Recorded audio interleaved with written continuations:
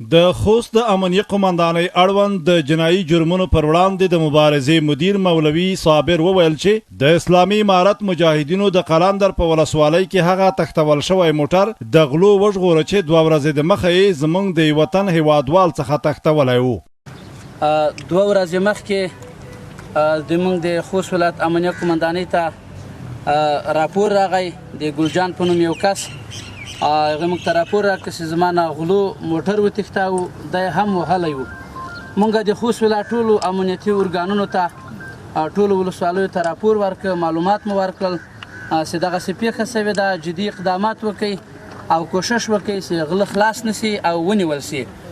نو پرون 12 بجې یعنې د پیښې نه یو شبه روز وروسته غله د قلندر په ولسوالۍ کې د قلندر د ولسوالۍ د امنیه قومندان مولوي محمد قاسم لخوا لاس په لاس باندې ونیول شول او د موږ قومندانۍ ته وسپارل شول.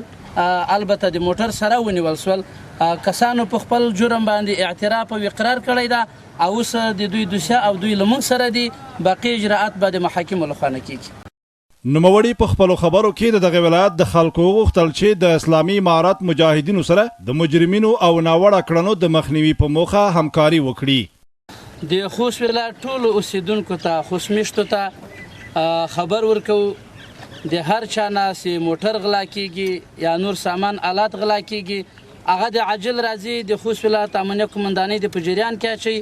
مونږ د دوی په خدمت کې شپه ورځ وکړې ده. انشاءالله د دوی د مال، د جایداد او د هر څه ساتنه او حفاظت به موږ کوو. مجرم کسان، هغه کسان چې چا سره ظلم کوي یا غلاوې کوي، دا به موږ نیسو او انشاءالله موږ به د عدالت منګولو ته سپارو او په دوی باندې به عدالت تطبیق کیږي.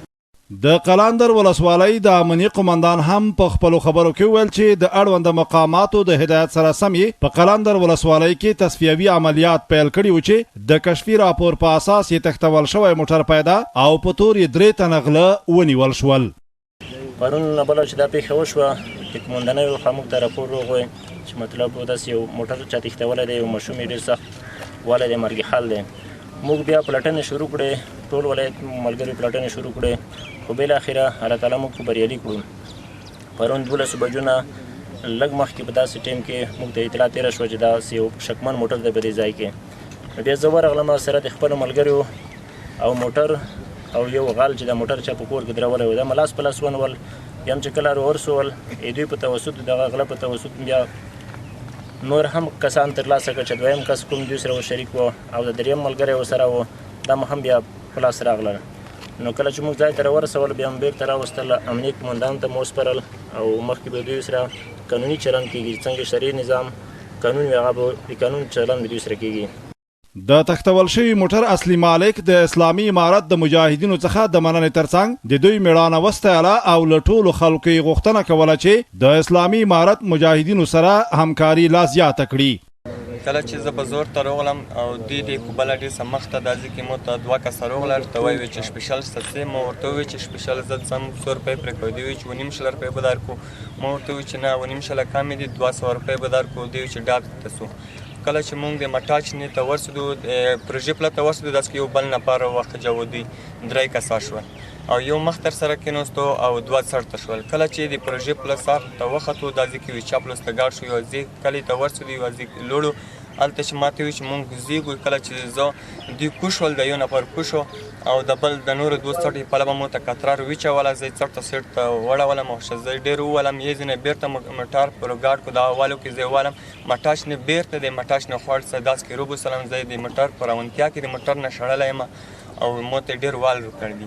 زه بیا په غازي کې موټر ته لوړم، یو هغه و موټر و هغه ته ودرېدو، زه بېرته روړم، زه اول 2مه حوزې ته راغلم.